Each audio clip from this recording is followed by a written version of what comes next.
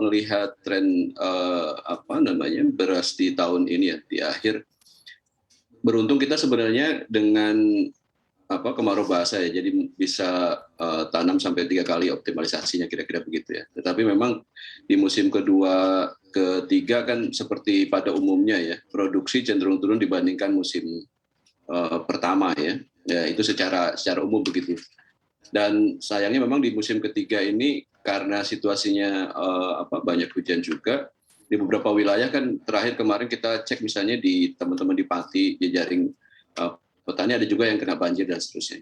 Juga ada problem walaupun tidak merata gitu ya, tetapi spot-spot tertentu ada juga serangan hama penyakit yang muncul karena pengaruh cuaca ya, pengaruh iklim. Nah, kalau pertanyaannya kemudian gimana dengan stok, kalau kita melihat secara umum sebenarnya relatif aman, walaupun kalau dibandingkan dengan, walaupun BPS merilis ya, ini sejalan saya kira dengan data BPS yang rilis terakhir naik ya dibandingkan tahun 2021. Walaupun kalau kita lihat dalam kurun 10 tahun ke belakang, sebenarnya 3 tahun terakhir tingkat produksi kita cenderung turun ya di 3 tahun terakhir, termasuk tahun sekarang gitu.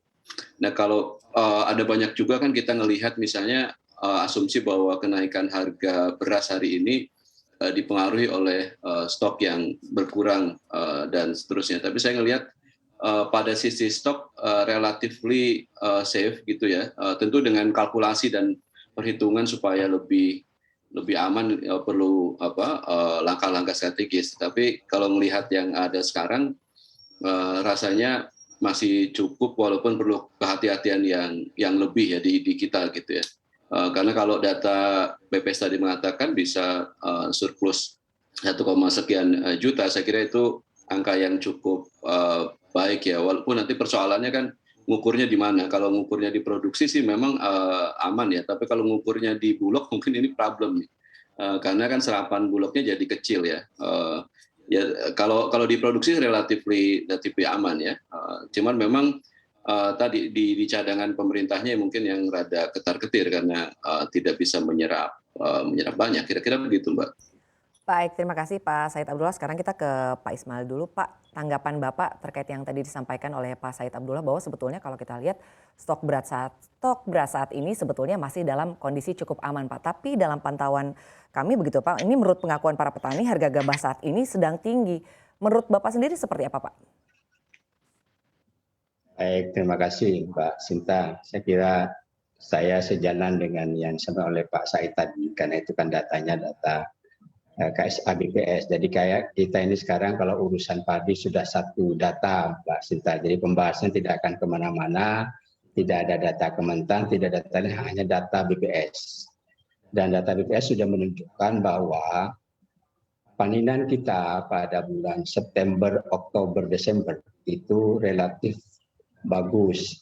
Apalagi sudah dirilis angka sementara BPS pada tahun 2022 ini kita punya produksi yang lebih tinggi daripada tahun 2021. Jadi dari standing crop kita cukuplah aman insya Allah untuk beras yang ada. Kalau menyangkut yang stok yang ada di masyarakat dan stok yang ada di pemerintah, ini yang perlu kita cermati, Mbak. Kalau stok yang ada di masyarakat, kita sudah melakukan survei cadangan beras nasional. Yang terakhir kita rilis pada hasil bulan Juni itu menunjukkan bahwa stok atau cadangan beras nasional kita masih berada di kisaran 9,7 juta ton. Kalau itu dikurangi dengan tambahan produksi dan konsumsi yang terjadi, maka sampai akhir tahun kita masih punya stok sekitar 8 juta ton beras. Itu menyangkut stok. Menyangkut harga, saya kira ini sudah menjadi hal yang musiman.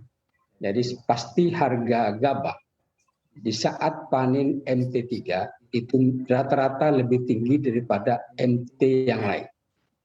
Karena pada saat itu petani yang menanam tidak sebanyak pada MT1 maupun MT2. Jadi kenaikan harga menurut saya ini masih harga yang wajar. Pertama karena tadi memang secara